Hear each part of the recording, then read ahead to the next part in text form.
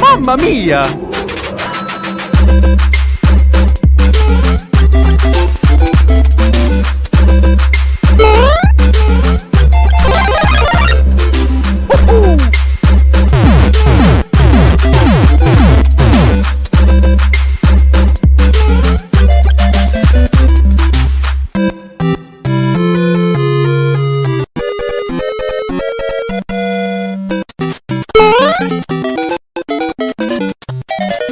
Mamma mia! Huh?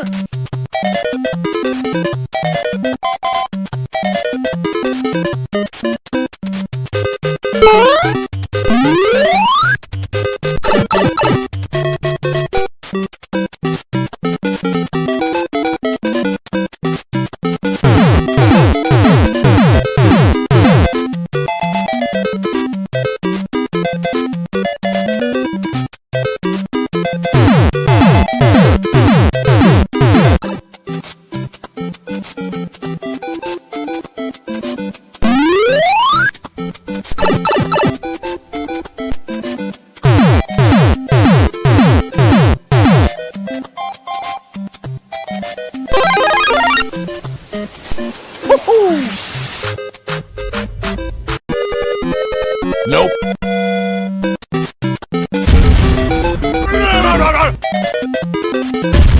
Nope.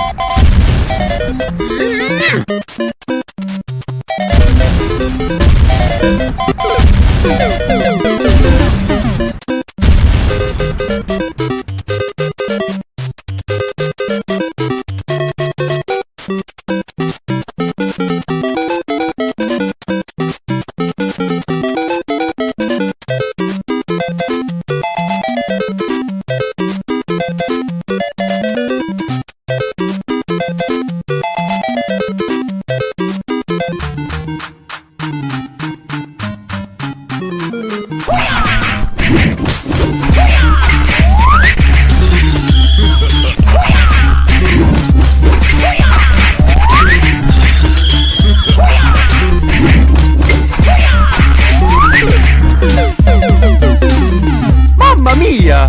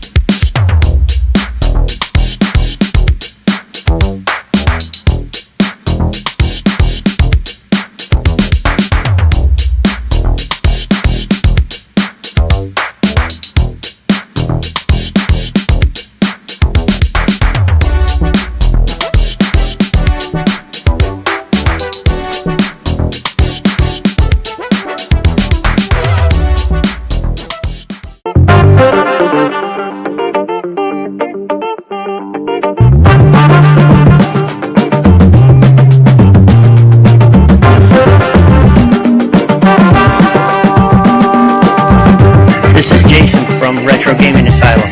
Welcome to Game Masters. Well, it's that time again, the time of week that we all look forward to. It's time for some Game Masters. What's going on, Brandy? Yeah. That's us. And that could be you too. Now we're happy to be back again, talking about some fun stuff today. Already see some people in the chat chiming in, so definitely appreciate that. You know, it's funny, convention season just ended. And I feel like here we are talking about convention season again, and it just ended like 2 months ago, 3 months ago, right? Like, are we really that desperate for convention season already? I mean, I think so, and I think people are going to learn tonight why we have to talk about this, why we have to start planning now, why we have to look into all of this. Everyone's telling us which conventions we're going to, which ones they're going to, where they want to see us at. I mean, I think it's very important. You kind of got to know what you're doing. You have to figure out everything that we're going to talk about tonight. Yeah, we're So gonna it get makes in all that.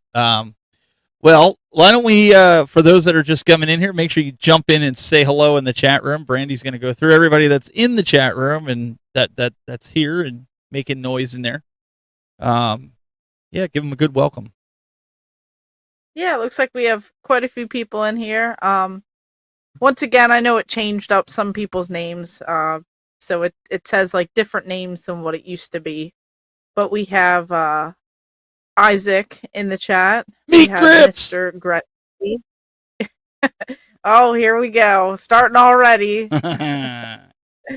Video game lover 58. We have tons of people already saying here that they're planning on, Southeast Game Exchange, and I guess Riley, probably one of the ones. There's quite a few conventions, so we have to see which ones we're gonna go to, which ones you guys want to go to. Yeah, and I knew it changed it on there. So Insane D Gamer, 90s Gamer Person. I feel like a couple of these names have definitely changed up. So on wait, us. So if you guys want to go by, why did it change? What what am I missing here? What happened? I don't know if like everyone's names have changed. So like I don't know. Oh, did somebody have for some people different? Because mine still says the Tech Buzz, so I was just curious as to why.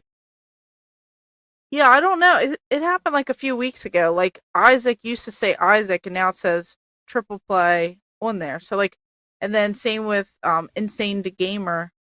There was, that. Oh, so it's using their YouTube handle. I don't know if they're okay. Yeah, that's what I'm wondering. YouTube changed something. That's what I'm wondering if that's interesting. Yeah. You learn something new every day, especially with YouTube, right? Yeah, so if anyone joins on in and they want us to call them something else, or they have their old name or whatever they go by, just let us know. We'll try our best, because everyone's little symbol is like super tiny on my computer, so it looks very familiar, and then I'm thinking of the other name in my head, but then it's showing something else. So I don't, want to mix anything up. Yeah, they change everything, right? Right. Yeah, I wanted to say thank you to everybody who's been checking out my my R2D2 build / unboxing video that I put out last week. I didn't know how that was going to do, Brandy, especially since it wasn't, video game related, but kind of nerd culture-ish, on the channel. Mm-hmm. So yeah, I wasn't sure how that was going to do, and it's doing fairly well. All things That's considered, good. right? So, but I see a lot of people, like even in the comments of it, were like, "Man, I wanted one of these. I've been looking for one of these. I wanted to try to get one of these." It's definitely a talking piece for the house. So, and it's festive for the holiday, right? So that counts. Well, so I'm looking to get rid of my X Arcade. I have a PC connected to it right now. And then once Christmas is over, I'm going to put R2 in the corner, like over where the X Arcade was. And he's going to live down here in the game room. I'm not going to disassemble him and put him away. He's going to live down here. Be kind of cool. Very cool. Yeah, it'd be a lot of fun. But yeah, so what else is new in the wonderful land of video games? Have you done anything interesting? You had Friendsgiving last weekend. Why don't you you did mention it to us here on the podcast. Why don't you let everybody know, because you were looking forward to showing them your toy room, your game room, all that stuff. How did it go? Pretty much we all had an intervention. No, it wasn't even that bad. No, what really happened is they told Brandy, they said, we pay you too much at the precinct. Now everyone came out, and of course the whole rest of the house looks normal, so I don't have video games and toys everywhere. So everyone saw that, and then of course I opened the basement door, and you could tell from like the walls going down to the basement, how crazy it is. So people were like stopped on the steps looking at all the store displays and posters, and they were like, "Oh, this is going to be insane." And then they all saw the basement, and then they just like stopped. And then I was like, "Oh, it turns the corner." And then I was like, "Oh, never mind. There's also another room too. Oh, that's the laundry room. Oh, there's the bathroom." And they were like, pictures and videos do not do it justice. They were like, "This is insane. This is the craziest thing I've ever seen." Everyone was in shock. Then they saw this toy room, and you could tell I got some more Rugrats stuffed animals at the bottom there. So like I did organize. I got rid of all the clutter and all that. Now the bathroom's a different story in the basement, so don't judge that. But everyone loved it, and it all went very well. The food was amazing, and it was a fun time. So I'm glad that it went well. I was just wondering, this guy that came in here, X-Men. I was trying to see what he was saying. He was watching a YouTube at Epic Fun Crew. I don't know if I ever watched that. Really funny. Yeah, I'm not sure. Now I can chill here. Okay, so he was over there just kind of. Okay. Is it like gaming related? I mean, I don't care that you post it. Don't bother me none. I was just curious. Is it gaming related, or is it just like comedy? Give us a It preface, sounds like man. it would be like there's like crazy stupid videos or something. That's what it sounds like it would be. I don't know what it's about. I'll have to look it up too. Yeah.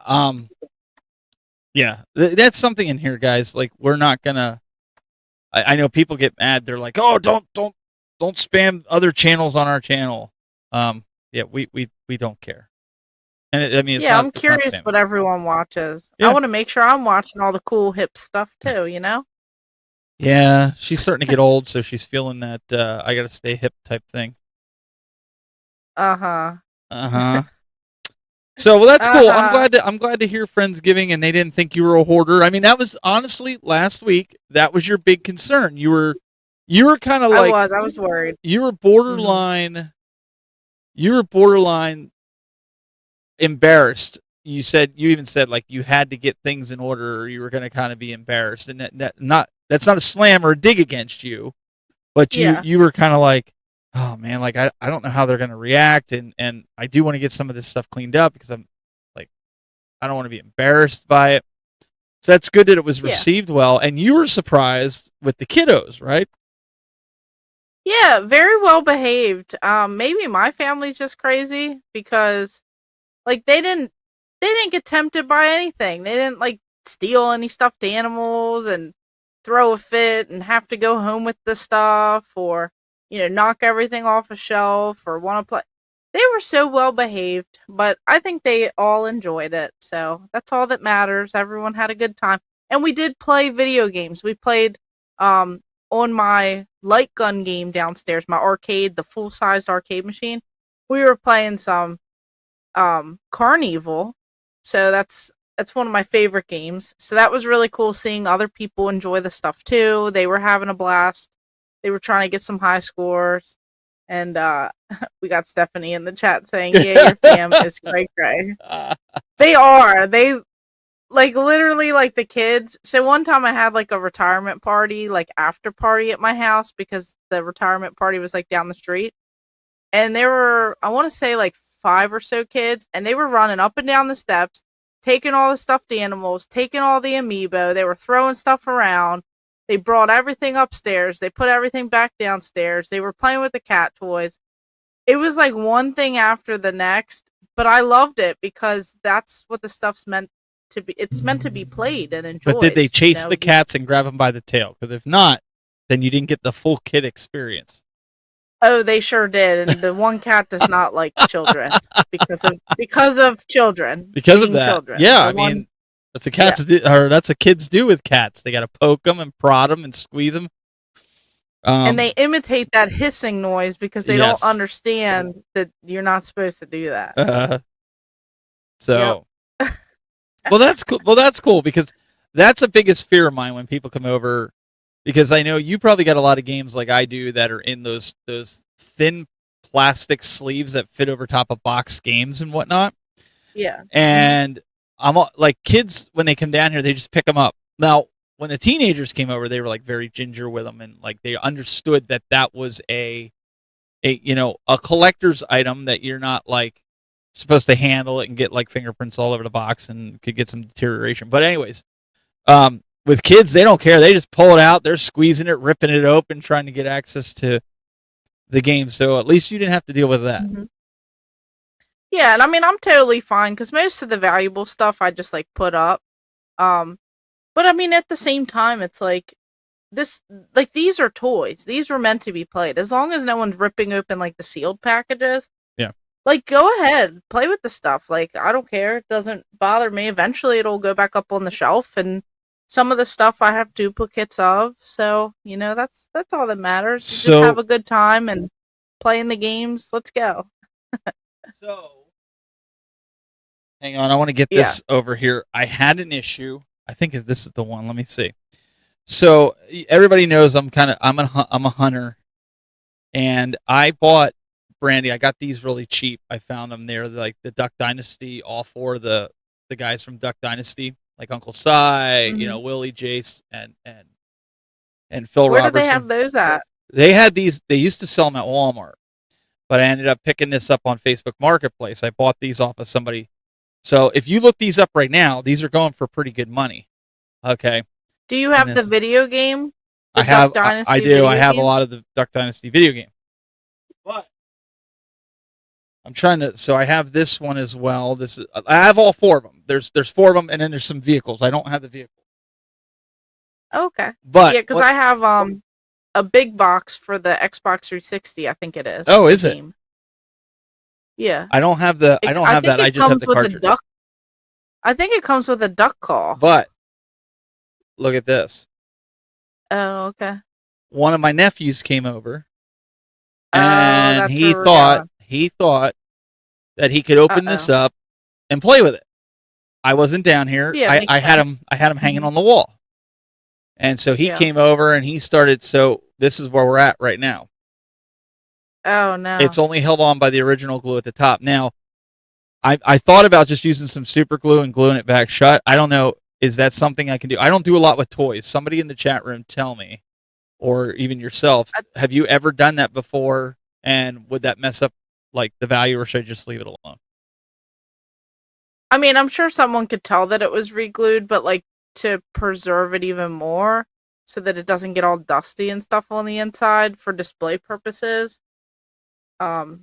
People have probably done that, but you'd probably have to use a certain type of glue because some glue melts and like fuses together, and then other glue it like might mess up the cardboard. So you'd have to look into that just to make sure. But I'm sure that there's people who do that, but you could totally tell that it was done, but just for your sake. Yeah, I don't look to sell it, so I want to put that out there. Halo toys, my son's got just so those you too. could display it, Glue stick. Owaz says the glue stick might work. Okay, I do have a glue stick that sometimes I use for video game labels.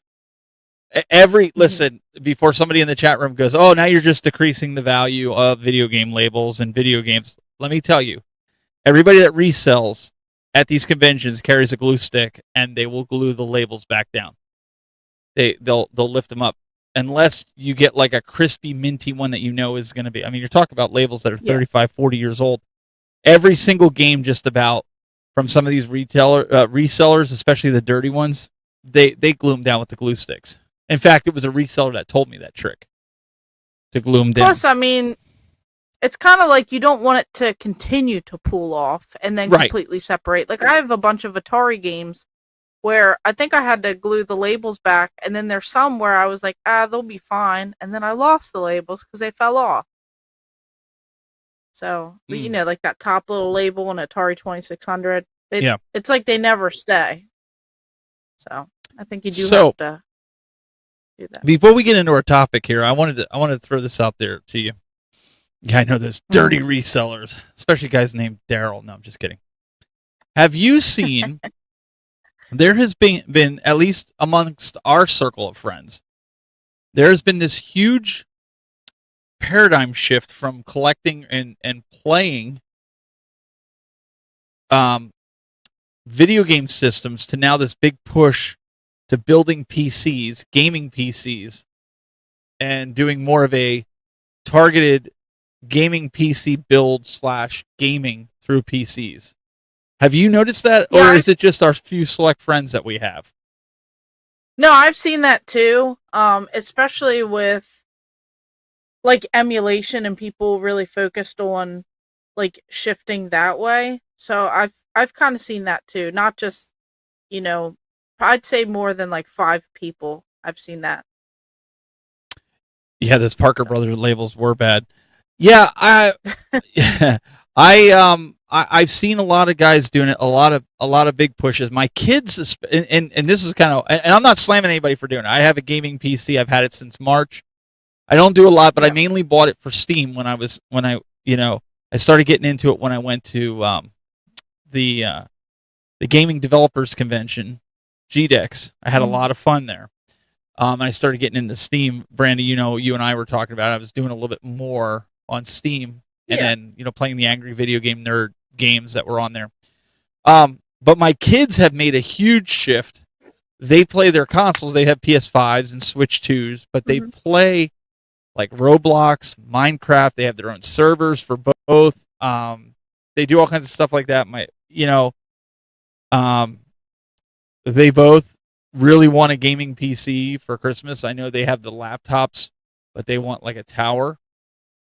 And I don't know. It just seems like there's a big shift with that going on. And the people that I talk to, and guys in the chat room, join in the conversation here. People that I talk to is like a lot of the games, Brandy, you can get on Steam that are on these consoles right now. Currently, you and I being collectors of physical games, if everything goes the way we're thinking it's going, digital, do you foresee yourself going out and really, really specifically honing in on building a gaming PC, whether you build it or not, or get somebody to send it, you buy it at Best Buy and they build it, whatever. Do you foresee yourself going that direction as opposed to paying maybe $1,000 for a PS6 or 7 or whatever? I think the interest will always be there for consoles, for me. But I mean, like my current computer, other than this whole internet thing where I'm all blocky, need to figure that one out. But other than that, I mean, I totally can play video games on this PC. I just have to get some things probably upgraded, I would think, at this point. Or maybe, people are saying Steam and Machine and all this other stuff. Like, I feel like there are different things that you can get. And who knows how the shift is going to be with consoles. We don't know what the next I was just curious is going to be. Because my son was telling me, again, I didn't get a chance to watch the Steam Deck console, not the handheld, the console.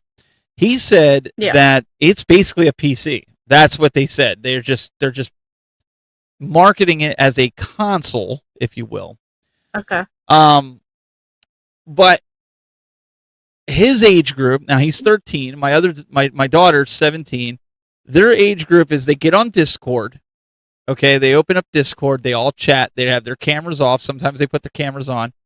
They'll get a Minecraft server or a Roblox server or whatever other game that they find for free on Steam or anything like that, or it's web-based, web browser-based, and that's what they play. And they will play for hours and talk and kind of like what you and I would do in like Call of Duty or Fortnite. Somebody said Fortnite in the chat. Do you think? Again, I'm completely speculating. I'm throwing this out there to everybody. Okay, just trying to stir up a conversation here. Do you think if everything goes digital that enough people are going to jump and start building more PCs, which is going to put them in more demand, same with the graphics cards, that it could potentially, I'm not saying it will, but it could potentially kill consoles? I mean, I think there's always going to be a love for consoles, and I think that there's always going to be physical media. It's just like how it is now. There's all these like strictly limited and premium edition, limited run, and you order something. I'm not talking about for a few years. Well, just so you know, I'm not talking about retro. I'm talking about future consoles. Okay. I mean, I still think there's going to be consoles. I just think there is going to be a shift and there is going to be a little bit of a difference, but I don't think they could completely get rid of physical or like physical consoles. Like there has to be, they can't just go to all over to PC stuff. I'm just wondering, would it be enough? Because when you start comparing pricing, and this is why I'm asking this, and I know Daryl, he's saying, Nintendo will continue making consoles. This is why I'm asking this. He says, "What the heck is your question?" As people are moving more and more toward, we see a lot of people building PCs and whatnot. If everything goes digital, you can't buy any more future games that are physical. Will the gaming PC market kill modern console games? I'm not talking retro. That's always going to be a demand. People are always going to buy retro. You're going to have these consoles. The reason I'm asking that is because of the price. Because Sony's, one of their execs already said they plateaued on what they can do as far as speed, performance, things like that. Like we've kind of hit that peak. So they're going to continue bringing out these consoles, and they're going to charge more and more and more and more, especially like Daryl's saying, because of the cost of the chips. Okay, with that being said, let's say, Brandy, the PS6 comes out and they say $1,500. You can go out and buy a pretty daggone fast gaming computer. Now we're talking mid range. I'm not talking top of the line. For about $1,000 to slightly under $1,000. Are you going to want to go out and buy a console when something like that is costing that price just to game modern games? I think it also like depends on like the convenience. So like one, for me, building and thinking about building a PC is so overwhelming. That's why I had someone do it. Right, exactly. And I didn't even understand everything that was going on. But if there is some sort of console that's all together, I mean, $1,500 would be insane, but it would have to be cheaper than that, I would think. But I feel like people would still buy the consoles because of the names, because of the convenience, because of the easy, like, I feel like there's still always going to be a market. It's just they got to make sure it's at that sweet price point and the convenience, because it's all about convenience. Like with digital and stuff, it's all about convenience. But I guess from my standpoint, as a guy that's been in the tech and computer world,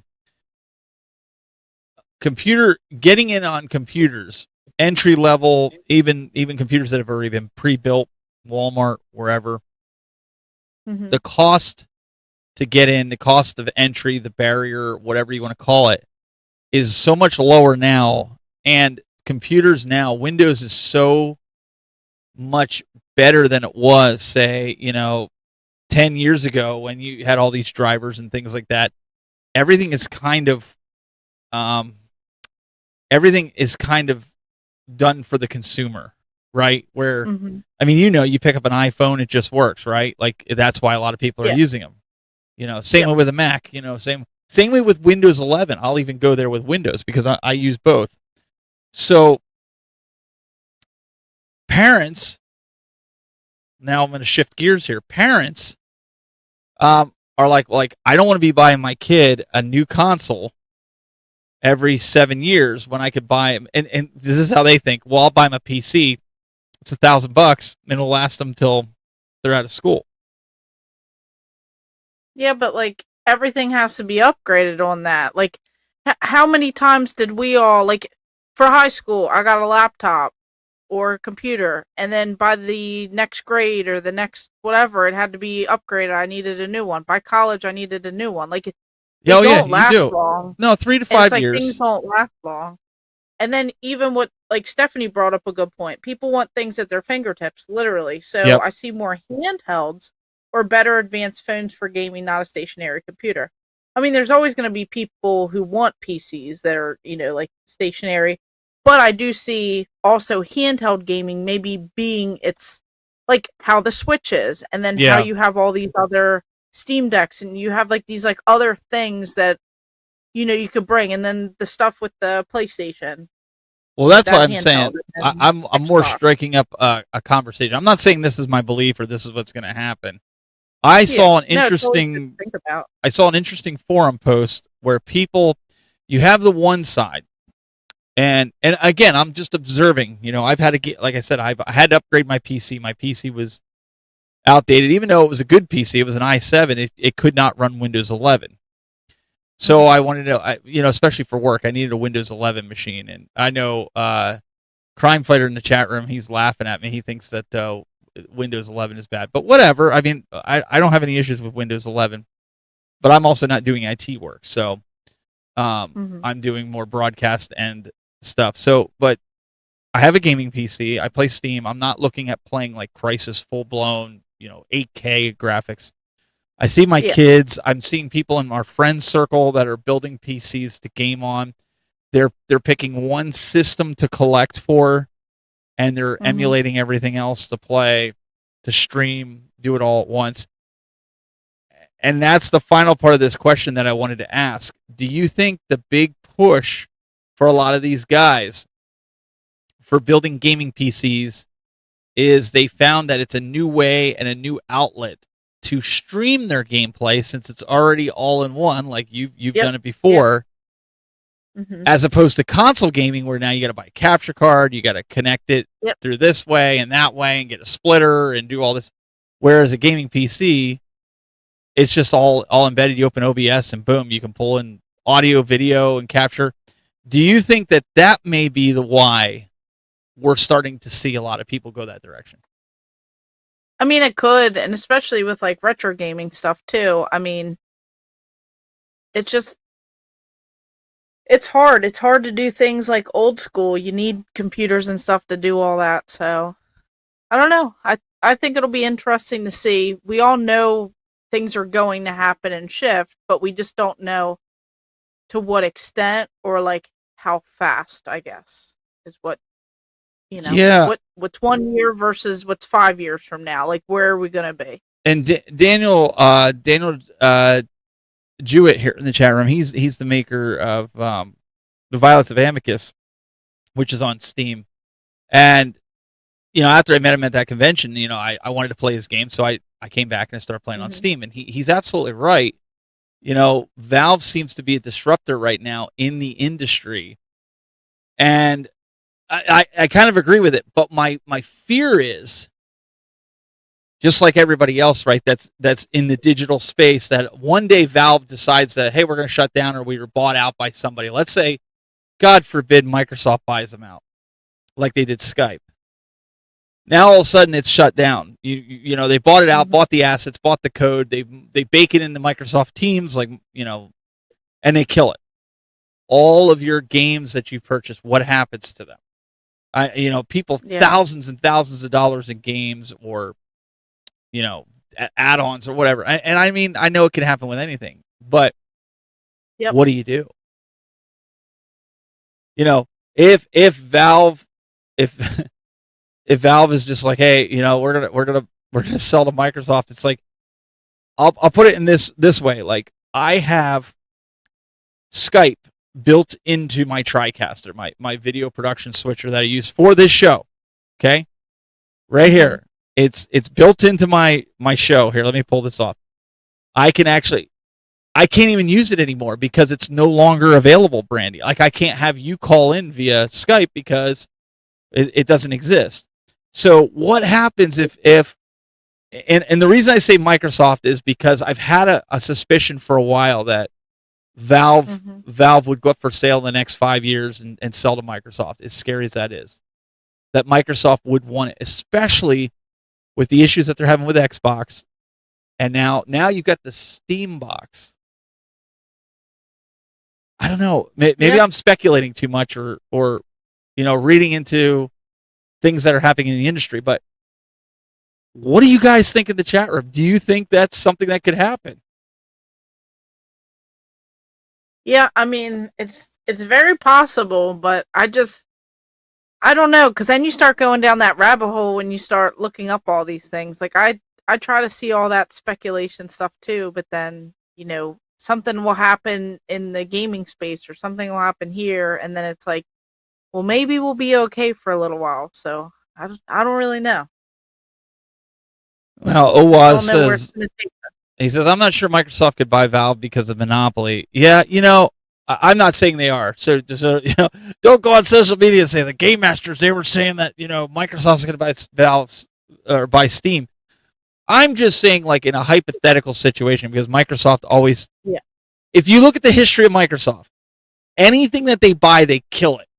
And I don't mean like they take it off the market, it's killed, but nobody wants to use it after Microsoft gets their hands on it. I'm just being completely honest with you.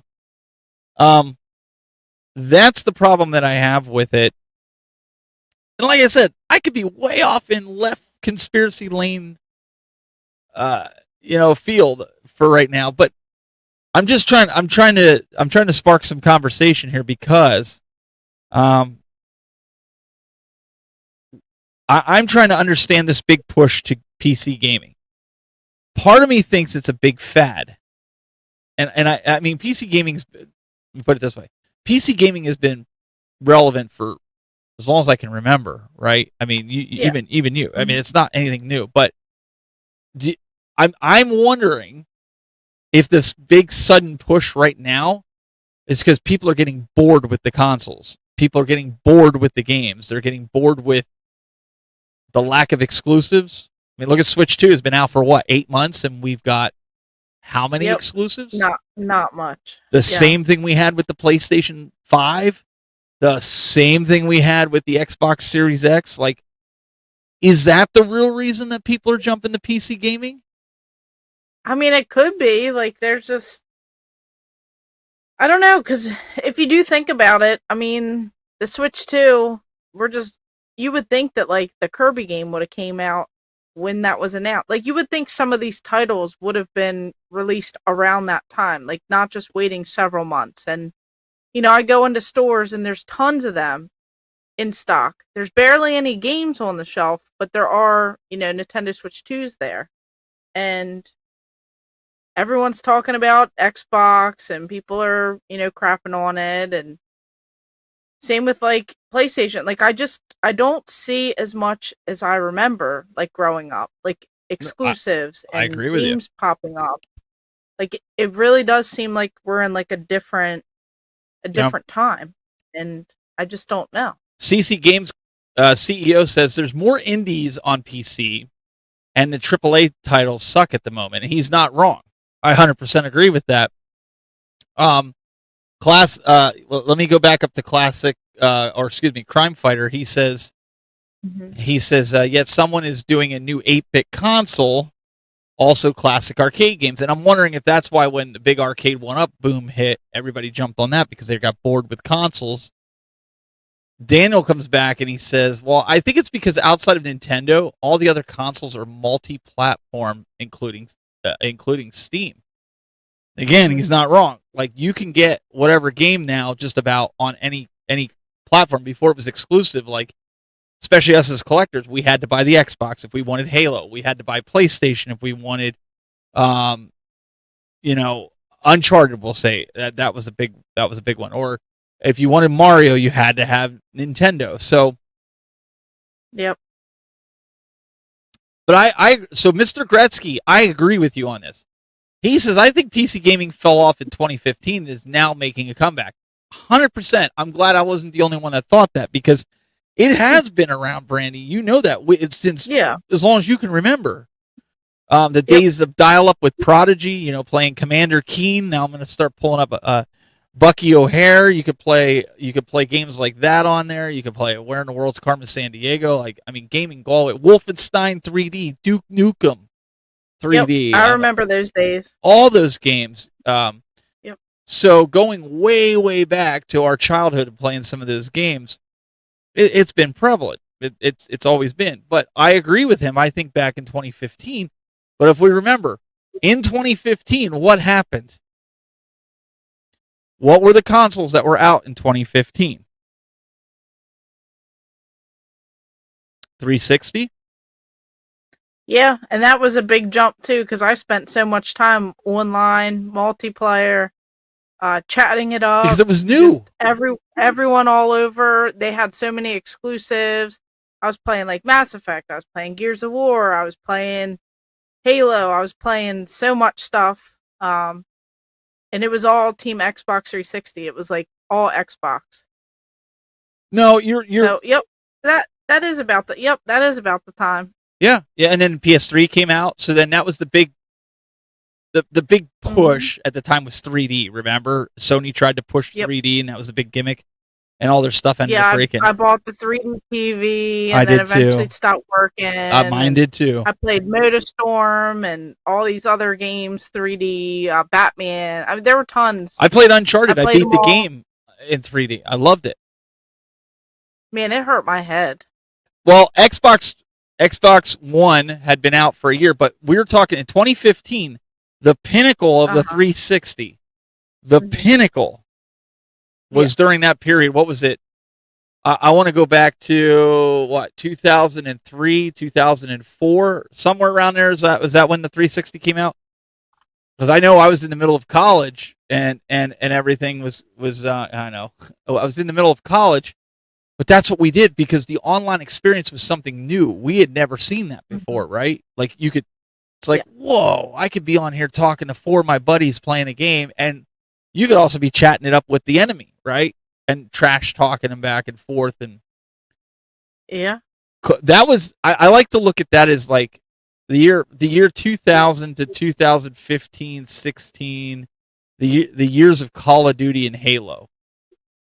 Would you agree? That was the big thing. That's pretty much what it was like. Yep.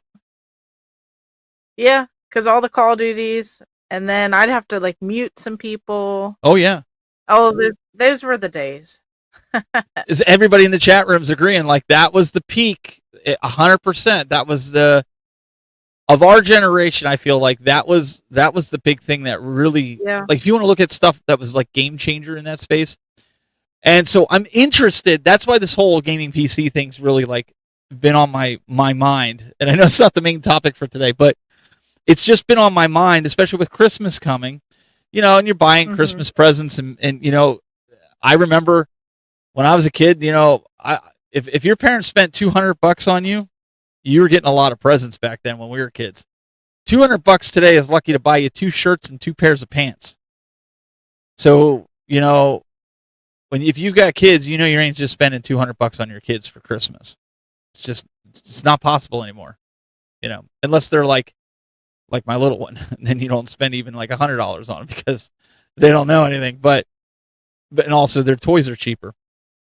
Yeah, when it comes to like tech and all that, though, like even growing up, like, everything's expensive around like birthdays and Christmas. It was you would go through those books and you would circle everything, but then when like your parents would add it all up, they'd be like, all right, what's that one big item? All right, a Nintendo 64. You're getting a Nintendo 64, and then you get some little tiny things. Like you're not getting like an N64, a handheld, a this, a that, a this, Sega. Like you don't get all of it. You get like one bigger item, and then it's like socks and clothes and stuff.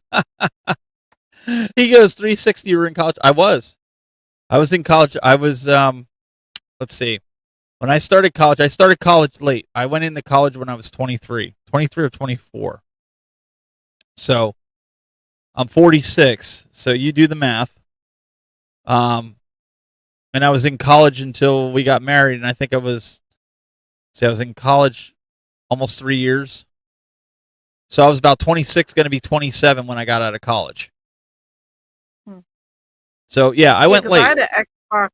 I had an Xbox 360 in college. Right, but I probably went around the same time you did, even though you're younger than me, because I went later. I was in the later. I was in the later cycle of the 360.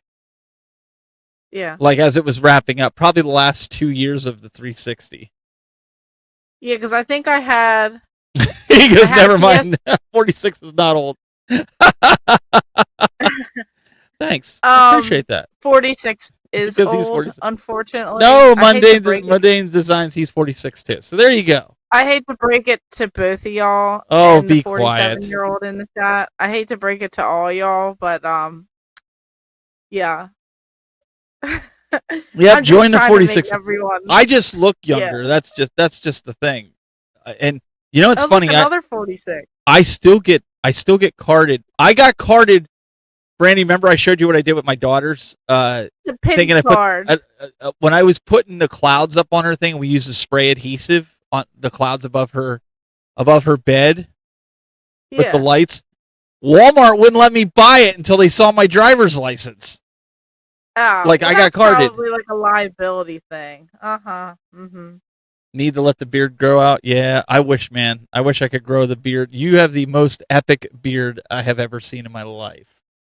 Pretty much, yeah.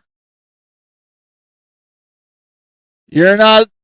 Oh, look at somebody's going after you here. Like, it looks like we got more. What is it? Team Gramps here. We got more Team Gramps here today. So Get out of here. oh, Get outta Jesus is 51.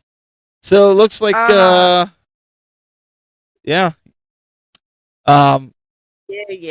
But I think for our time we saw a lot of things in gaming that kind of we're going to look back and say like that was a pinnacle, just like 360. So I don't know. I was just curious about the gaming PC stuff. Let's get into let's take a look.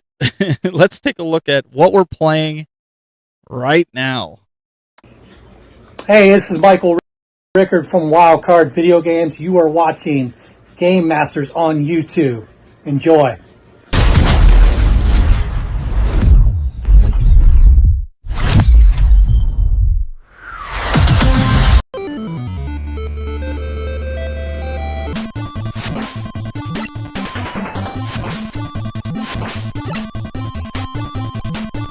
About like some sort of like computer virus, so you're in like this like weird like looking area, but you use your hair as like your primary weapon. So I thought that was pretty cool. I like this game. Yeah, a lot of people were like, this is definitely like an underrated one, because I posted the video on it. I picked it up, and when I bought this game, the store that I went to, they actually had it priced under price charting, and it came with the manual with it. So when I dive a little bit more into it, I'm definitely excited because it does have what system is this? TurboGrafx that it's on? No, this is NES. Oh, NES. That's right. It was on that. I played it in an emulation form. I'm sorry. Oh, gotcha. And I'm still cheating here. I'm still playing this. I put this in here because there's 6 games, Brandy. Okay. There's 6 games. Well, Metal Slug is so much fun. Yeah, there's still. But so I'm sorry, folks. Yeah, this is. I didn't do a lot this week. I was just telling Brandy. Instead of buying video games this week, I talked to my wife. I wanted to get a new hunting bow, and I went out and bought a new hunting bow, which I could have bought the Flintstones with that money, but you know I have multiple hobbies, and it's not just video games. So I was like, well, I'm gonna go get the hunting bow. But I'm still playing this. I'm still playing the handhelds with this, but that game. I played it before, and I must have played it in a compilation on the At Games, because I do have console games on there too. So that's why I thought. But what was it called? Kabuki or what is it called? Yeah, isn't it called Kabuki? Yeah, but it's like Quantum. Is it Quantum Fighter? Kabuki Quantum Fighter. Yeah, it's like weird because when you like look at it, you don't think of the Kabuki part. Yeah, this is why. Yeah, what low carb is saying. Whoa, never played this one. 100%. That's why we showcase some of the games that we're playing, because sometimes I think you never know. Yeah, because like when you look at it, like the label, I'm trying to like pull it up from up here. It's like you see Kabuki, but it's like so little that you just see Quantum Fighter. Okay. Like that's in like the same font. So Daryl the first says word's in like a different font. Daryl says, "Hold up. I know a guy by me got one for sale, so keep some change saved." Are you talking about for the Evercade? Because I am picking up a lot of the different Evercade games. I have like I think I got 8 or 10 of them now. So like some of them I only have 4 with the boxes, because I got a really good deal on the handheld, but I am looking for the actual console. But Steps Turbo Show says, I'm not much younger. I just wanted a victory. I guess she's carrying on a conversation in here. Kabuki is a good game, CC Games says in the chat room. Yeah. Daniel says, got to head out. Good luck with the rest of the stream. Thanks, Daniel, for popping in. Thank you. Daniel Flintstones. Oh, okay. Oh, Flintstone. He has somebody that has Flintstones. I have the Duke Nukem edition. I think it's volumes 1 and 2 or 2 and 3. I got those at exchange. I got 2 of them for $25. I thought that was a steal, so I picked them up, and they're resealed. So nice.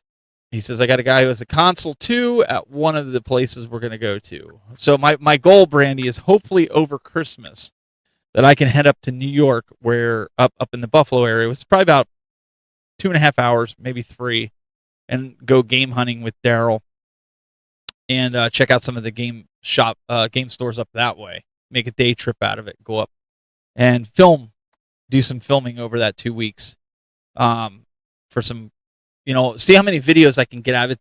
Daryl's like, yeah, I'll run camera. So, so that's something, guys, that I'm probably going to plan on doing here. So we just got to wait and see what happens going forward. Like I can't say for sure, but that's what I'm going to do. So, let's see here. What I want to take a look at the chat here really quick. Let me pull this down here. I just beat Astral Chain on the Switch 2. Runs a lot better now. Oh, that's good to know, because a lot of people have been asking what games run best on that. The console edition. Okay. Yeah, there's about 2 hours away from me. Yeah, but see, the problem with that is, Kevin, to come up to your place, I'd literally come up to your place. You'd be sick of me in 15 minutes because you've seen me, I don't know how many times. And then I'd have to drive 2 hours one way, spend like 15 minutes in your place, and then drive 2 hours back home. So I spend 4 hours just driving. So that's what. I guess if I'm bored, I guess I could do that. I guess it wouldn't be that big a deal. I do want to make a trip up to your store. If there was a bunch of stores in that area and you and I were going to go game hunting, I know you have your own store, but that's a different story, because then we can make a little day of it and we can go. I know you don't really game hunt because you're a store owner, but it would still be a lot of fun, So somebody asked earlier in the show about the Analog 3D. I heard they're finally shipping. I didn't pre-order one, okay, because the big debacle. Did anybody in the chat room here on the Game Masters, Brandy's channel or my channel, did you pre-order the Analog 3D? If so, did you receive it, and what do you think about it? So, I guess it's the Analog 3D, whatever the Analog, the new system that came out. It finally,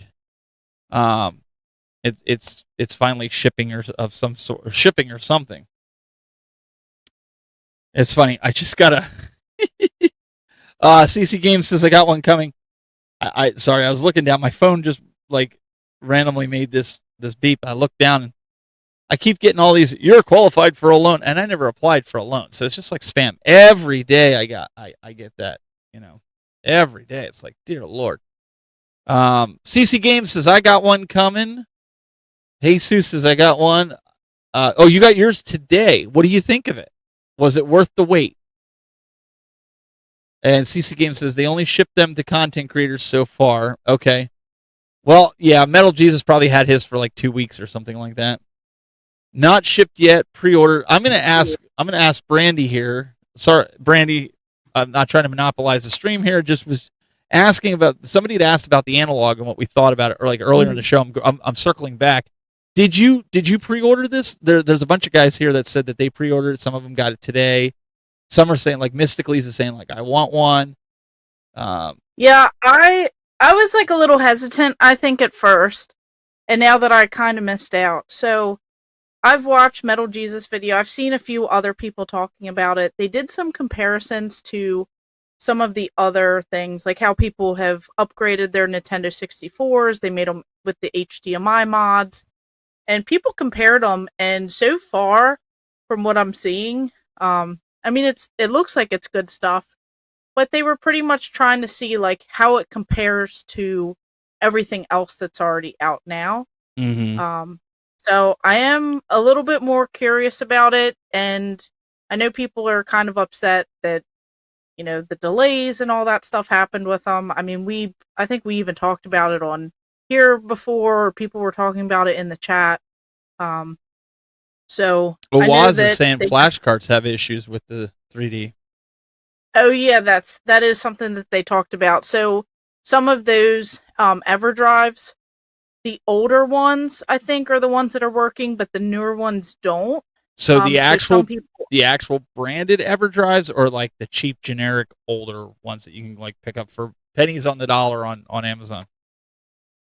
I think like the actual branded ones, from what I think it was in Metal Jesus's video, he has like an older one. Okay. Is it like the Crix ones? Yeah, Crix makes them, but he sometimes puts out like different versions. So I'll have to check it out. I haven't watched Metal Jesus video yet. I think it was the older versions work, but the newer ones don't, if I'm not mistaken. I did watch that because I was curious about it, but I just know that people in general are like upset on how long things took and how they were like never in stock. And I mean, we all know this whole game, when you have like the handhelds that came out and everything else, people were buying them up. Then they did limited edition ones. Then people were buying them up. People were reselling them before they even get them shipped to them. I mean, it's ridiculous. It's just like the unfortunate part, I think, because it's like, I'm sure if you look on there now, since everyone's getting theirs in, I'm sure they're marked up prices. Like it's just unfortunately how it goes. But I bet that they all did have theirs for some time, because it was weird. It was like literally all the videos came out at like one time. So Mysticles, he was saying here in the chat room, he says, honestly, the Hyperkin HD cables for the 64 are really good and are $30. I'm with you, man. That's how I have mine set up, using a lot of the Hyperkin stuff. And I also have an adapter that Stone Age Gamer gave me, Brandy, that actually amplifies the signal and clears it out, but also doesn't digitize it to where you get that delay from the controller, right? But it still keeps it's kind of like how they do with movies, right? When they're originally HD back in the day, and then they quote unquote remaster them today, where they were filming in 8K back in the day, and now they're just pulling that. So these devices that you can get, I'm gonna have to show. It's for RCA and component. But I'll tell you what, it looks just as darn good as like HDMI. How clear it is for an SD signal. So I have my TurboGrafx and all those set up, Jaguar, Nintendo, hooked up, N64 that way. So I'm with you, Mysticles. I'm 100% there all the way. Jesus is saying like the new ones don't work on those. So you guys will have to keep us posted, because I don't have one. I wasn't going to jump through the hoops to get one. But yeah, I'm not opposed to trying one out, but also at the same time, it's like, we all have like so much stuff when it comes to advancements, and then there's so many different ways. Like everyone uses extra things, and some people are fine with emulation and some people aren't. I mean, it's really just like your preferences on this stuff. We're not against it. The original hardware. I mean, yeah, but we're not against it, you and I. It's just that it didn't appeal to us. So okay, now let's get into the topic here. Oh yeah, that's right. We do have we have a topic, but I figured it's not. I don't think it's going to be a super long topic, because we just came out of convention season, and we titled this one "Plan Those Game Conventions Now." I'm going to start with Brandy, because you have more experience with the game conventions here. I'm going to let you talk and kind of walk us through your regiment. What do you do to decide what game conventions you should go to? How do you plan? How do you prepare?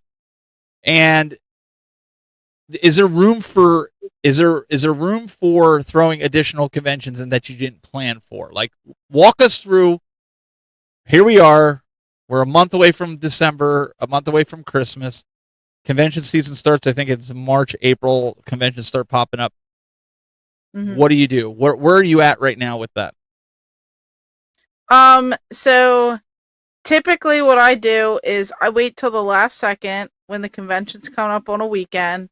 I just drive there, show up, and then I worry about where I'm gonna stay. No, I'm kidding. I was No, like, you can't be serious, but go ahead.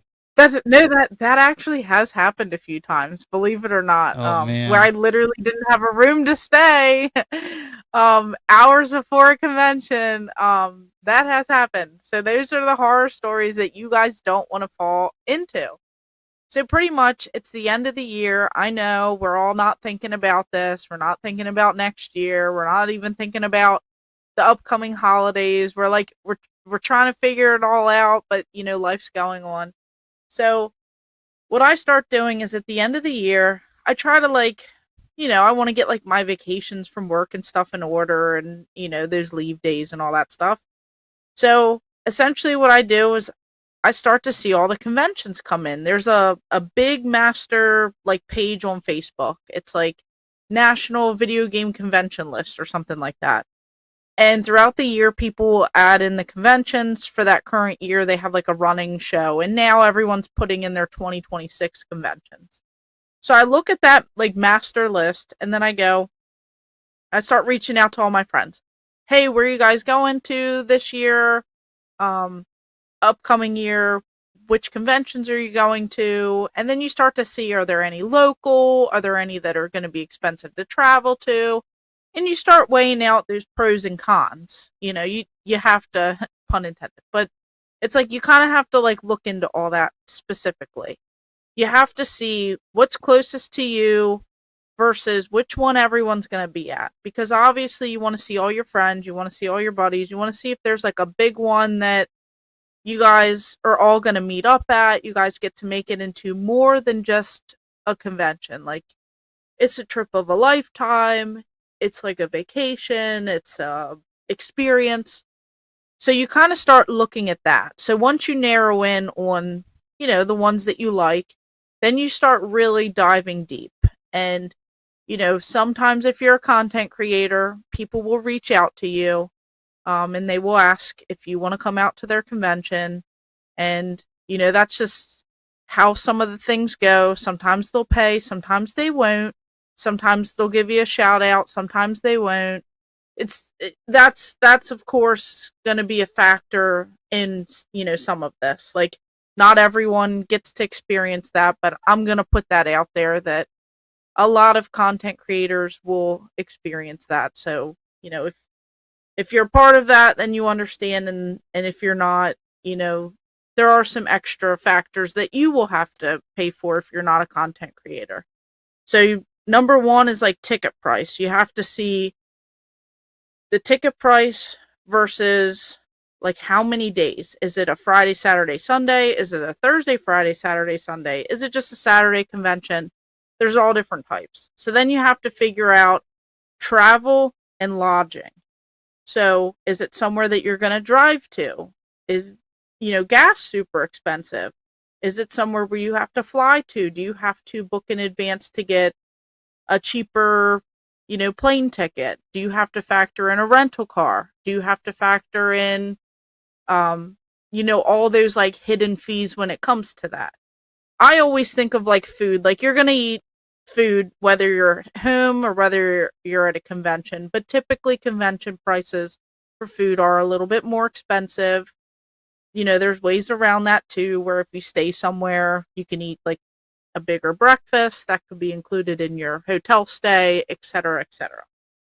So those are just some of your things that you have to plan out. And then when you lock in a convention, depending if you're a content creator or special guest or anything like that, they may pay for your travel. They may pay for your lodging. They may give you a spending stipend. They may give you meal vouchers. They may take care of a lot of that stuff that the like average everyday person who's coming to the event won't have. And I mean, not all the conventions I've been to have done that. A lot of them actually don't. So, those are all things that you have to keep in mind. And then when you obviously get to the conventions, you have to keep that in mind too, because you want to get the most for your money. If you're paying $60 to get into these events a day, or $20 a day, or $5 a day, or they're free, you want to see how that money is going to go. Are you going to spend time playing in their free play? Are you going to see the special guests? Are you going to meet up with your friends and walk around? Are you going to shop? And then, of course, the prices. I mean, everyone's talked about how the prices are. Some are a little overpriced. Some tables are underpriced. Some are just right. Like, you kind of got to do all of that research and make sure that you're good at planning, you're good at making those pros and cons lists, and then you want to make this the most experience. Like, you want to get those deals, you want to make sure that that whole trip was worth it. Are you bringing your family? That's extra costs too. So if you have someone else, then you have to pay for that plane ticket, or you have to pay for an extra room if you have, multiple family members and things like that. So it just kind of depends. And I think every convention's different and every experience is going to be different. Some people can have a great time at one. Some people can have a great time at another. And some people, they think it's worth it if they're going to just a handful of conventions, or maybe they want to make a vacation out of their trip to California or Florida or wherever they go. So there's so many different things. And I feel like, that's what I do. I take it all in. I figure it out. I check the schedule. Does it align? And can I afford it? So I'm going to kind of approach it because I think Brandy had a really good list of how she gets started. And I kind of do, similar things. I also budget ahead of time how much I'm going to spend at a convention. Like if I know I'm going to 4 conventions, I think about, like, if I don't have a lot of money to spend at the conventions, I might spend $100. If I got kids, they want to buy stuff. I usually put them before me when I do it. But what I'll do is I'll say, okay, in my case, the conventions that I go to a lot of local shows. That's kind of what I enjoy doing. At least right now with what I'm doing. I'll kind of get to that. I'll budget maybe like $200 for each show. But the show like Pittsburgh, I know a lot of the vendors that go there, and Cleveland, I know that they're going to have really good stuff that I know I'm going to want. So I'll budget maybe $400 or $500, for those conventions, because I know that, like, let's say, like, for instance, we'll use Kevin in here for CC Games. He's not at every convention. He's only in Cleveland, and we buy a lot of decor from Kevin. Like last year, my son got me the really big Mario. I can only get that from Kevin, and Kevin's in Cleveland. So, like, I got the little Marios from him before and other things. So I try to get things like that. As Daryl's pointing out in the chat room, Daryl comes, I know he's bringing some goodies, and he usually gives me good prices. So what I do is I try to make sure I have money for that. So the other thing is, people have asked me, since I'm fairly new to the console space as a creator, probably in the last, Brandy, 3 years, I've been in the console space, because I was in the home arcade space before, and people were like, well, you're so new, how did you get invited to gaming conventions? And so I'm going to throw this out there as a tip, because this is part of being the Game Masters, right? We're going to throw this out there, because I know a lot of people are like, you darn content creators, you guys get to go out there for free and do this. But you know what? I'm one of the content creators that I bust my hump at conventions, because I bring my whole broadcast studio, my portable broadcast studio, and that's why I get the invites to go out there, because I have value for them. I might not have it in the subscriber base that some of these guys got, like 140,000 subscribers, or like Brandy, almost 20,000 subscribers. I'm not there yet in the gaming space, but I bring value differently. I bring value with the tech know-how to set up a broadcast studio where I can interview different people, which brings value to the show goers. And And when I get invited out, I usually get comped a hotel because I request that. Because I feel like if I'm coming out there and bringing all this equipment and I'm doing all this work at a convention that you're doing, the least you can do is comp me the tickets to get in the door for me and my family, and comp me 2 hotel rooms so my family can stay, so my family can stay like comfortably, because we have a big family, and we'll go in there and do the job. So I would say if you're up and coming content creator and you want to get invited to a convention, what do you have to offer the convention that you could trade off to get that invite and not pay for, your ticket or get them to pay for a hotel? It's all about the value proposition that you can bring to them. It's not necessarily about the subscribers. It's not necessarily about the popularity. I mean, that does help. I mean, Brandy, would you agree? It does help. Yeah, but it's not always the case, because we've seen it. Shorts can blow up your channel, and you can have millions of subscribers, but essentially a dead channel where you're only getting 100 views or less on each video. That's right. And then you kind of, you have to like weigh it out too. Like, what are you doing to help? Are you making content that's exposure? That's right. Are you helping them run panels there? Are you helping them do different things? It just kind of, man, he's right way. He's dragging me. I seen that. But yeah, everybody has a different skill. Now I will say, I've never worked as hard as I have when Brandy and I get together at a convention, because we both have the same mindset of bust and hump, and we kind of got pulled in 2 different directions at one convention. We're like, we're not doing that again.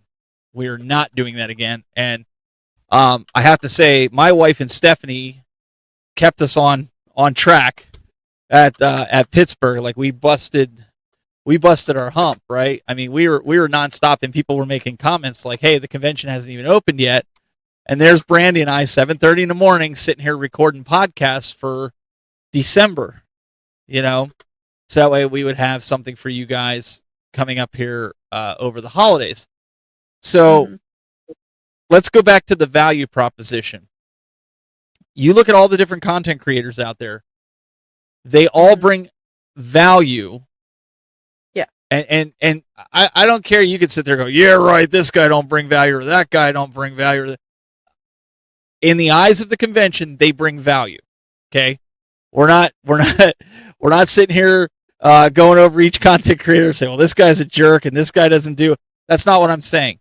To the convention, these people bring value, whether it be audience, that they have a really close, tight-knit community. Whether it's maybe like Brandy, you look at like Dr. Scott, very good editing. I mean, he's got special effects. When I see Dr. Scott, it's special effects. He does a lot of stuff like that. So people often sit back and go, "Well, that guy's only got 1,000 subscribers. How's he getting invited to conventions? And here I am." You don't know what the value proposition is. These are the things that you have to take into consideration when going to these conventions. And the reason I'm bringing this up is maybe you're an up-and-coming content creator and you want to get invited to this. Maybe your skill is voiceovers. Let's just throw that out there, Brandy. Let's say somebody has a skill in voiceovers. They could approach the convention and say, hey, look, why don't you get me tickets to get in the door? They might not be able to comp you a hotel room, but give me tickets to get in the door, and I'll do voiceovers for all your commercials that you're doing on YouTube, on social media. Just give me the script. I'll sit there and do voiceovers. Right? I mean, yeah, and plus they do have like different, factions, I guess. Like, so obviously you have the celebrity voice actors. They're like your special guests. They're like top tier because they're bringing in the audience. People are coming there. They're paying to get in. They're waiting in line. They're paying for their autographs. They're paying for this and that. Then you have like content creators and like those special guests. And then you also have like media badges. Yes. And not every convention that we may be mentioned at, like there's been plenty of conventions that I've went to where I'm on a little special guest list, but nothing was comped. 0 items were comped other than like the ticket to get in, which is a big help because that saves like $20. Let's add to a that real day. quick. Let's add to that real Mhm. quick, and I'll let you continue going. I've gotten comped hotel rooms and other things, and like you said, and you didn't, and you've got more subscribers to me, but it was just what I was doing there at the convention that Yeah. allowed me to get that comp. So I just want to throw that out there to everybody. Yeah. It's not always about your subscribe. It's not always about that. It's like, what kind of deals did you make with the convention? What are you offering? Some people will just help and volunteer just to get a free ticket in. It's like that'll save them $20 or $50 because they volunteered to help with setup. They're setting up tables or chairs or something for a couple hours of their time, and then they're able to enjoy the rest of the convention. And then you start making content there. You start getting your name out there, and the next thing you know, one day you'll get something comped, but you're never supposed to expect it. Like I don't go out there and I don't demand like I am blah blah blah, you will speak to me. You never do. Like I don't do that. I'm not gonna like throw a fit, but I will, try to know my value and worth as a person, because if I'm driving 15 hours and it's costing me, X amount of money, like it would be nice to get at least, entry into there. Yeah. Or something. I want to touch on what Or maybe Stephanie I says could go here in too. early. She says Yeah. you can start out as a volunteer, get to know the convention, Mm-hmm. get behind the scenes knowledge, and then work your way up to the level you want. And we Yeah. know Destination Switch. We know him. He usually pops in here. I don't know if he's here tonight or not, but Marcus, Mhm. you ask Marcus. Marcus has gone to many conventions on his own dime Mhm. and Yep. showed up. And it took him 2 years, maybe sometimes even to his 3rd year, before he was Mhm. invited as a guest. There's a lot to say. A lot of these conventions, they got to get to know you. How serious are you? This is something that I remember going to in the broadcast and tech world. When I went to a convention in the tech and broadcast world, you went to like CES. Everybody knows what CES is, right? The Consumer Electronics Show in Las Vegas, one of the biggest electronic tech shows, is in Vegas. I went there on my own dime the first year because I needed to get out there so people knew who I was when I was doing tech and broadcasting. I went to the different booths. I interviewed people. And then when my content went up online, Brandy, and when I was telling people, hey, we're live here, we're on the show floor, I started gaining a huge following. I started gaining traction. And what happened was the next year, I got everything comped. My flights, my tickets. Even I had sponsors, Brandy, that paid $3,000. We had $3,000 on top of all the hotels paid that we were able to use for food, and we ate good. We went to the buffets that were $60 a person with me and my team. Wow. And we did it. But it took that initial investment. If you've ever heard the old saying, and I'm going to say it, I'm speaking to content creators here, or aspiring content creators. You need to spend money to make money. Okay? Yep. It's like with business. You ask Kevin from CC Games, he's going to tell you. He had to spend money to make money. And that's you're investing into yourself. You're investing into your expertise and your brand. Your brand and everything else that you're doing. So you have to ask yourself, am I willing to go to this convention on my own dime just so I can get my brand recognized? I'm thinking, Brandy, what's that other content creator couple that's out there? They gave you that one standee that you put in your shower, the Tony Hawk one. They're an up and coming content creators. Shower. What was their name again? I'm subscribed to them, but I can't remember what their content is off. Javi and Pammy. Yes, they're up and coming YouTubers. I don't believe they get invited to these conventions, but you know what? They're paying their way. They're and this is what we call in the biz. We call this paying your dues. Okay, these folks are going out there. They're networking. They're letting people see them. They're putting out the content for these conventions, so that way next year, when convention season rolls around, maybe they'll get an invite. where they somehow their video gets picked up and they're like, hey, these guys did some awesome coverage. Here's the downside to it, Brandy. We didn't talk about this. If you do get invited and you go there and you're on, and they put you up in a hotel. Let's say you get fortunate enough, they put you in a hotel, maybe pay a little travel stipend for food, give you tickets to get in, and you don't do good content, or you don't do content at all, you could probably say goodbye to any invites to any conventions, because what people don't realize is all these convention runners, they're all friends and they all talk to each other. So if you do something stupid at one, they're all going to know about it. Am I right? No, I mean, I agree, because people do talk behind the scenes. If someone is rude and disrespectful and takes advantage of something, that's essentially what'll happen. Is word will get out there. Places don't want to work with you anymore. You essentially get like banned in a way. I mean, we all know that like firsthand too. So it's pretty much like, a person who shall not be named. But that literally happened when I was a part of, something else. You start to make a name for yourself in a not positive way. So, it's kind of like that too. Your word and everything gets out there. So it's kind of like you want to make a good impression, and literally like that is everything. The way that you handle yourself, you handle situations and in your networking and your friends and your associates, like all that lingers. And once you start going down like a path like that, it's not going to be good at all. Yeah.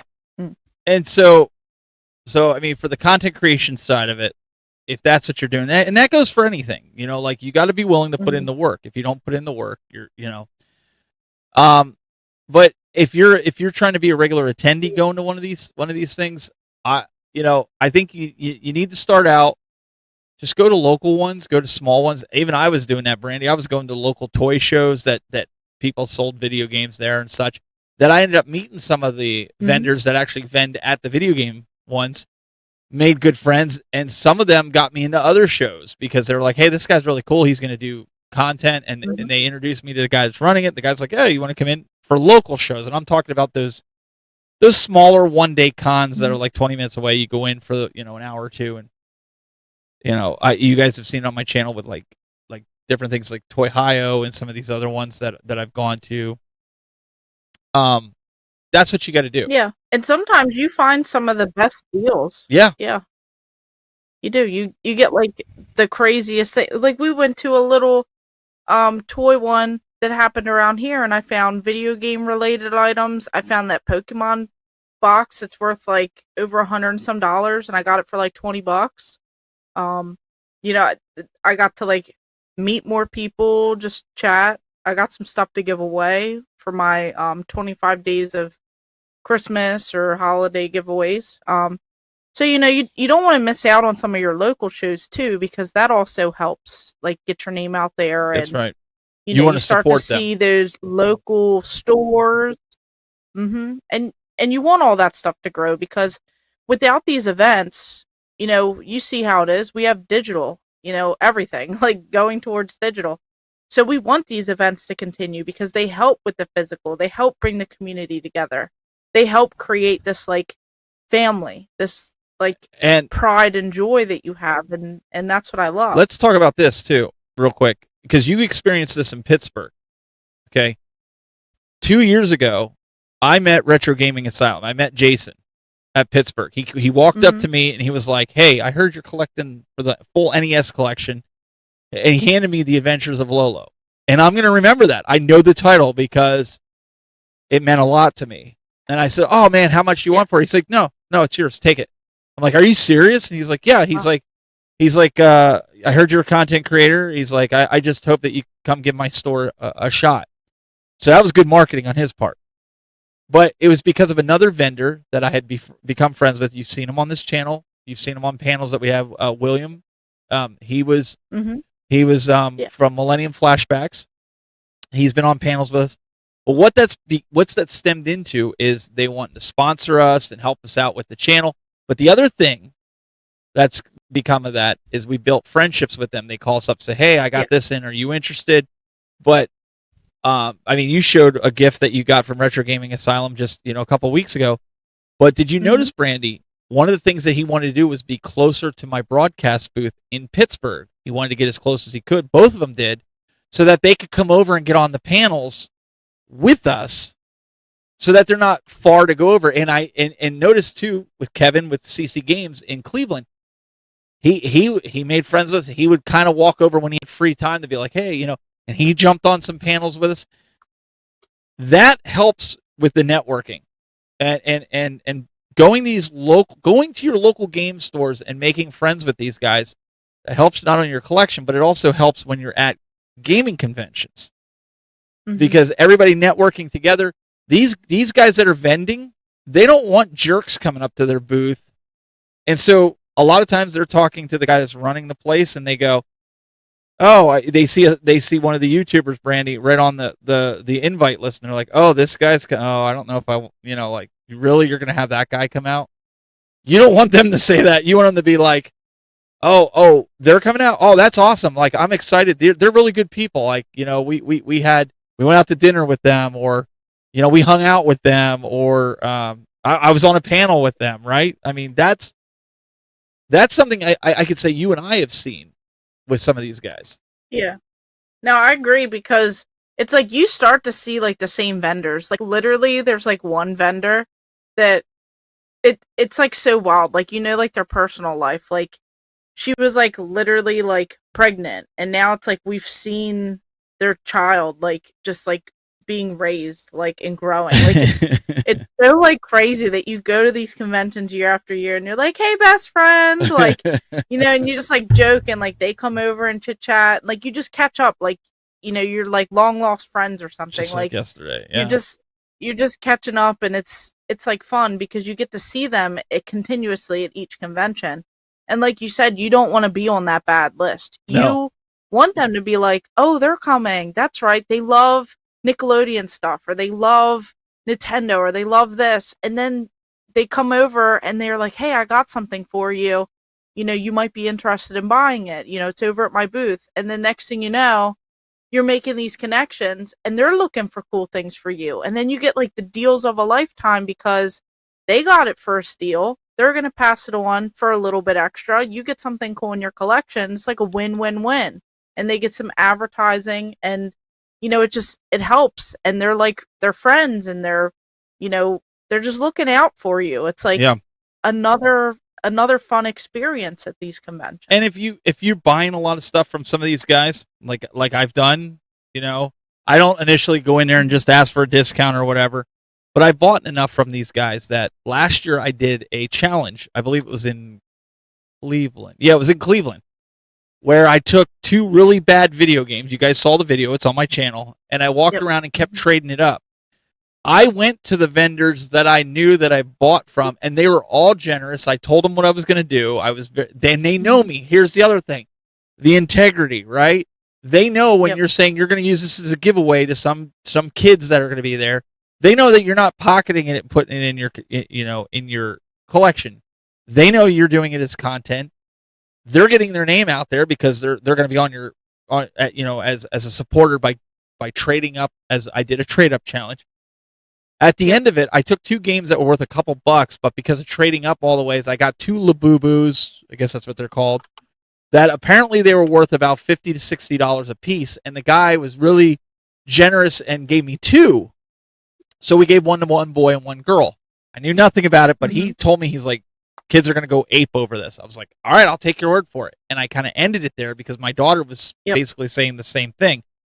We gave them away, made those kids' day at a convention. That's the other side of it, right? That's the other side of it, that these guys want to help you out, not just with content. They're willing to jump on an interview or let you do a booth tour of them or whatever. So like everybody kind of helps everybody. They know you need content. They want exposure. You just can't be afraid to network. I think that if you take anything away from us tonight with this, and we're going to get to our community, Daryl has an opinion as well. We're going to get to that here in a second. Take away, networking is your biggest thing at these conventions, whether you're a collector, content creator, or a vendor. Yep. CC Games, he has a YouTube channel, even though he doesn't really consider himself a content creator because he's out there vending. He's doing content from a vendor's perspective, which is pretty awesome. But you'll see him. He's talking with other vendors, even some vendors that some would deem, Brandy, competitors of his. Yeah. And he's making nice. He's talking. He's not, trying to. That's what it's about. And because of that, his business is going to be even more successful. So let's take a listen. Let's see what Daryl has to say. I'm kind of interested myself. So let's check it out. Hello, I'm Chris Sebastian from Play It Games, Movies, and Music, serving Central Ohio with 3 locations. You are watching Game Master.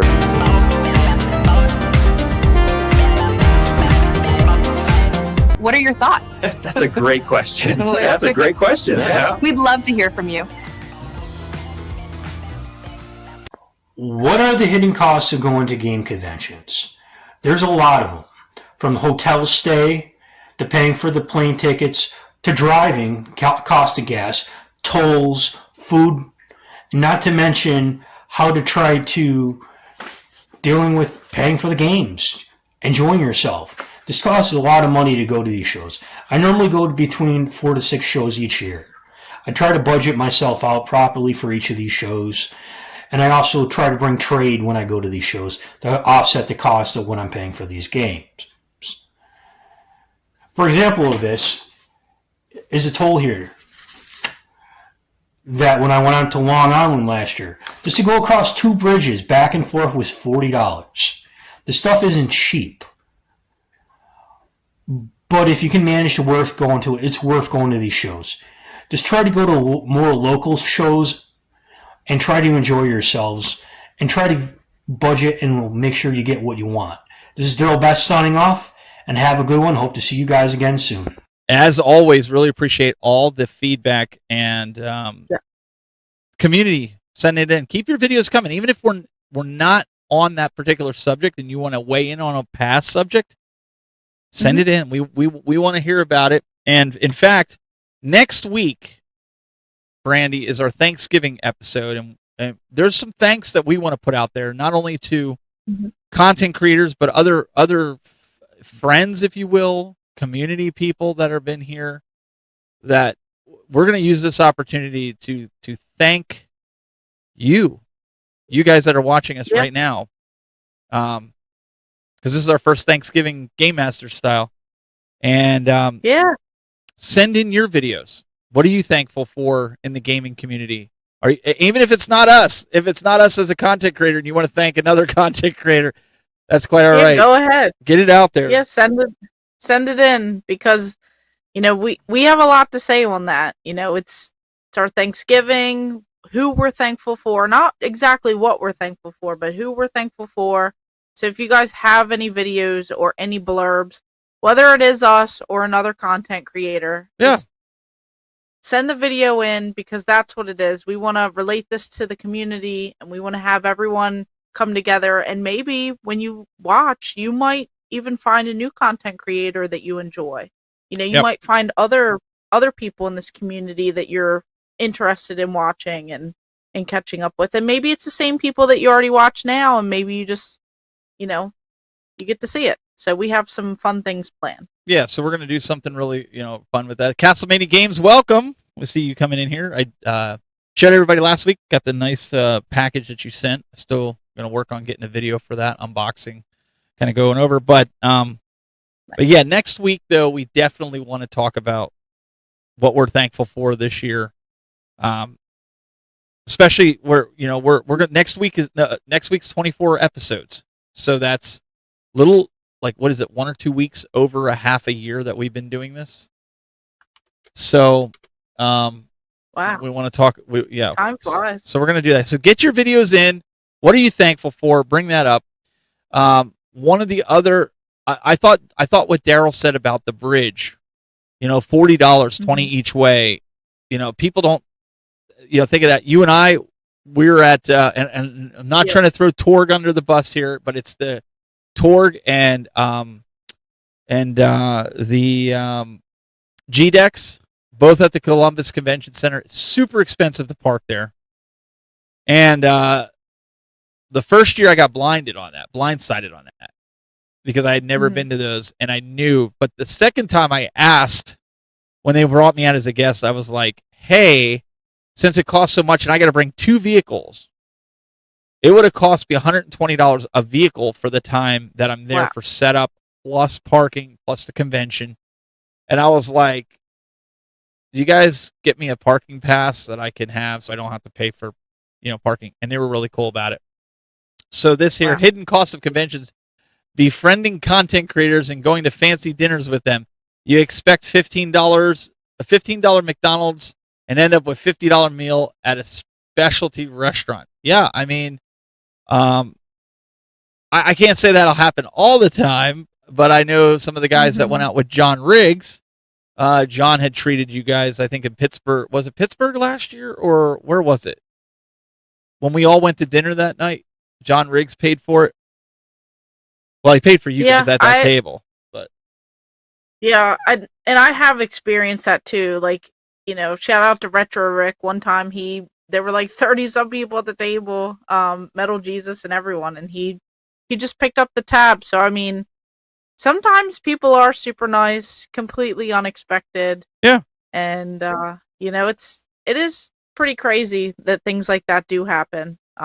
So Castlemania. I was going to say Castlevania. Castlemania Games, he says, hope you don't mind me mentioning. I put a convention schedule under the community tab on my website in case anybody wants to come and say hi at the different conventions that he's going to be at. If you let us know, Castlemania Games, what conventions that you're going to be at, like as we get closer, send me an email. You've got my email. We'll gladly bring it up here on the show to let people know that you guys are going to be there. And if people are interested in coming networking, saying hi, to come on out. Skaken Bacon Media. Is that it? Is that what it is? Skaken? Skaken Bacon Media. Wow, say that 3 times fast. Also, it's hard, isn't it? I really enjoyed Gamer Amer's Sega Saturn light gun game video a while ago. I love my light gun games. Very cool. Appreciate that. That's very awesome. Let's see here. I've met so many nice people. Same with Kevin. If you ever get a chance to meet Kevin at CC Games, he does all the 3D prints at this convention. Even though he owns a game store, but at conventions, that's what he does. Super nice guy. You need to go up and talk to him. Even though he is a Browns fan, we'll let that slide. But still, he is a very nice guy. Skake and Bacon Media says, let's see here. He said about the. Also love the Castlevania in the background as well. Tech Buzz, yes, that's one of my favorite games of all time.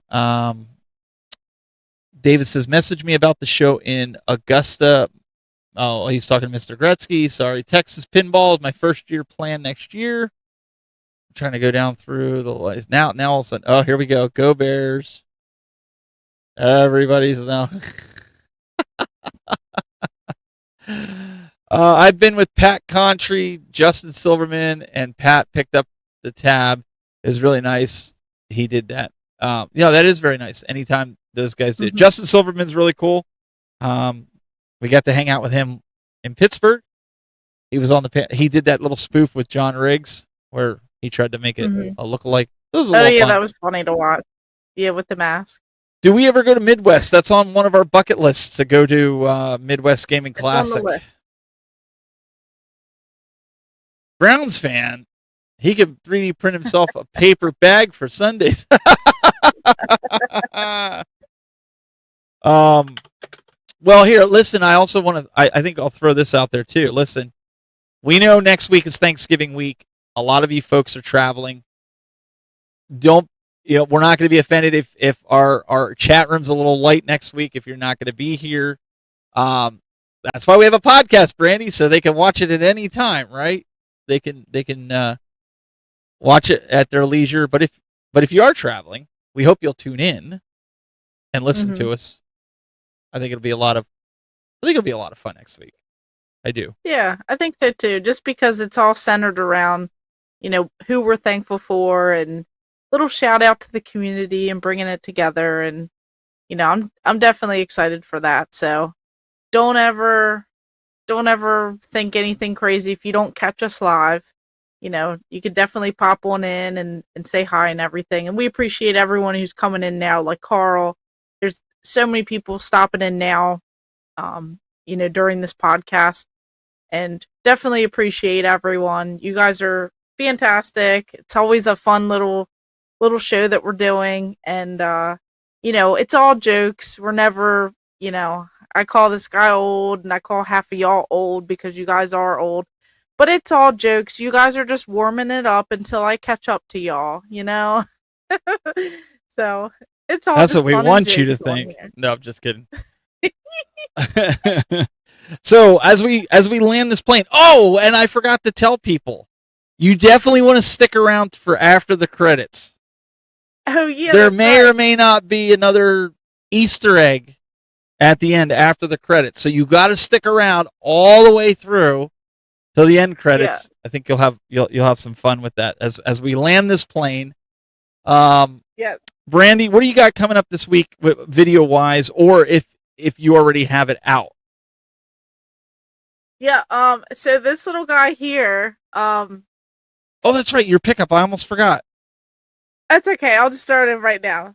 If you can even see him and he's not pixelated. This is the larger size Mario doll, and he actually arrived during Friendsgiving, so everyone got to see the package, and of course he was creeping everyone out because he is old. You like that word? He's old. I know, I love it. For 1989. And it still has the bags over the hands, like my little mini one, like that's like. Oh wait, Brandy. Guess what? Less than like. If he's from 1989, he's still younger than me. That's crazy. So y'all are old. So he is missing the hat, but I figured because the hands are,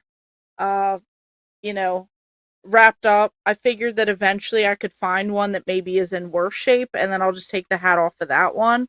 But I do have the little mini one, and my mini one has the hat and has the hands wrapped up. So I was pretty excited about that. And then obviously, tell Daryl to find you the hat. Tell Daryl to find you the hat.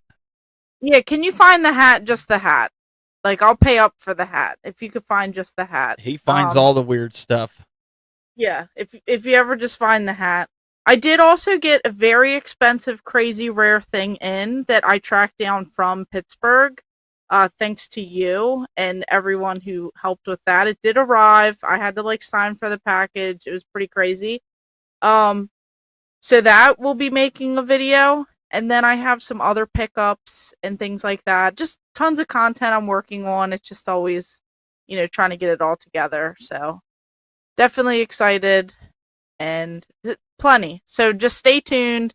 I have plenty coming, and you guys want to check out both of our channels because we're always, trying to keep up with all of our content and sharing some little updates and things like that. And definitely check out the podcast because we're growing on Instagram. Mm-hmm. We're slowly growing on YouTube, and soon we'll be able to stream to that as well. So we appreciate everyone subscribing and supporting and following because it's been really helpful so far. Yes, please subscribe to the Game Masters YouTube channel because we not only want to stream on our channels, but we want to stream on the Game Master channel. So eventually what's going to happen is, more than likely, we're just going to stream right to the Game Master, so we're both in that channel. I mean, we'll probably upload to our own channel, but we want to kind of keep it on the Game Masters, or I don't know. Maybe we'll do all three. Either way, we can do that too. But we really want to do that. So please, if you haven't, what are we up to on that? Do you know? On Instagram, we have over 100. What about which is on really YouTube? Nice. And then I think YouTube's 35 or around 40 or something. I think all you need is 100. To stream it or something. I thought it went. It wasn't 1,000. Oh no, wait, 1,000. I don't know what it is now. It's been such a while, but we'll figure it out. Yeah. So Marcus, Skake and Bacon Media says, "Oh, I'm really glad TechBuzz pronounced my channel name right. I tend to go to just use my name, Marcus or Bacon, but always nice when people figure out the pronunciation. The reason why it took me a little bit to read it, again, she likes to throw the old age at me. I'm looking at it on a monitor that's across from me. So just because I know she likes to give me crap for it, I want you guys to kind of see when I'm sitting there and I'm like unsure. So I have a monitor over here with the chat. Okay. It's easy peasy. I can read it from here. Can you read that? No, you can't. Yeah, read totally. That. No. So Yeah. I have to sit here. So both chats combine here. Not only do I see my video here, so I'm sitting here and I'm trying to read the chat off that monitor while pulling it up here.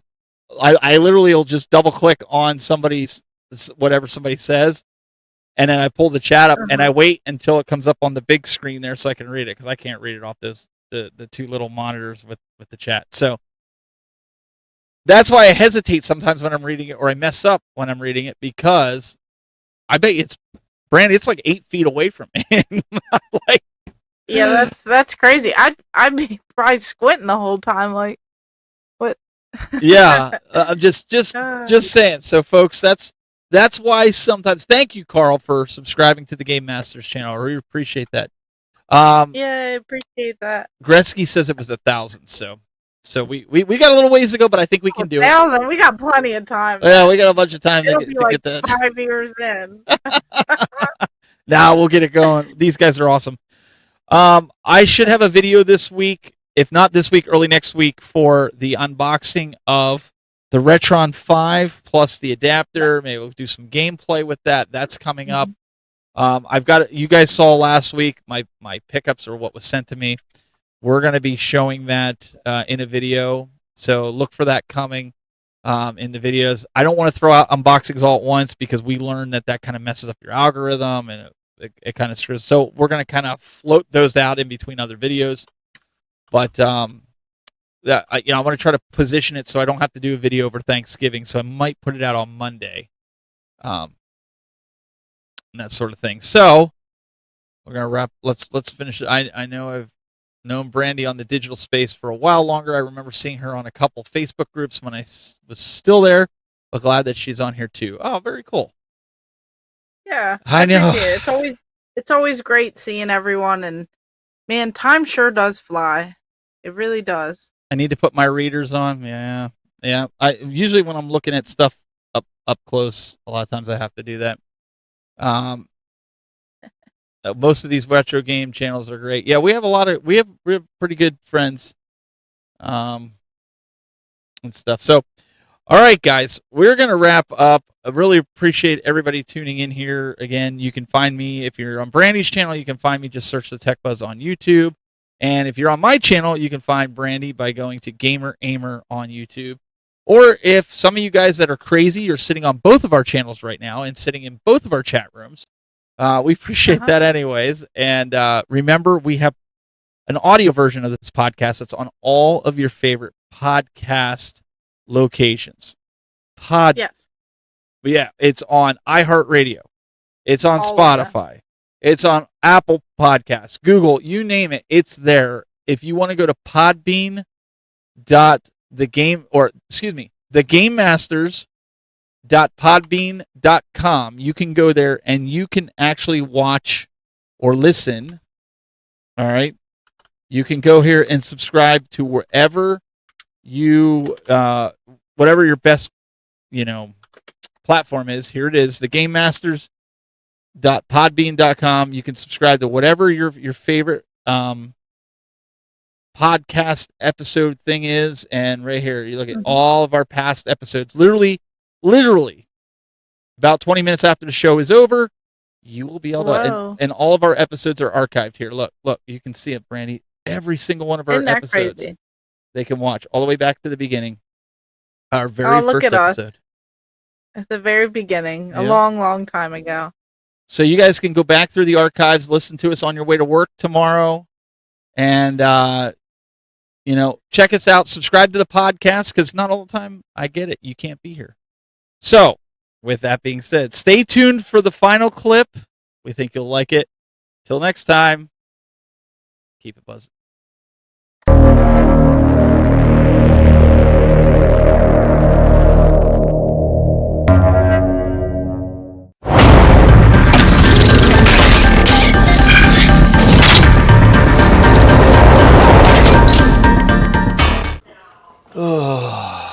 good show. That was a long show.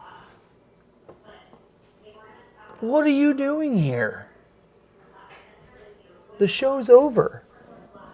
What are you doing? Go away. What are you doing? Do you see this? Look. What are you doing in there? Why are you here? The show is over. Go home. Go away. Get lost. Oh my gosh. Just in our house? Yeah, go away.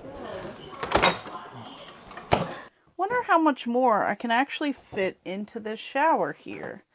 I feel like I have plenty of room to go ahead and put more stuff.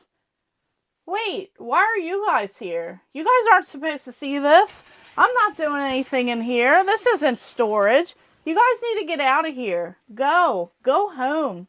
Go. Get out of here. Stop watching. You don't need to see anything in here.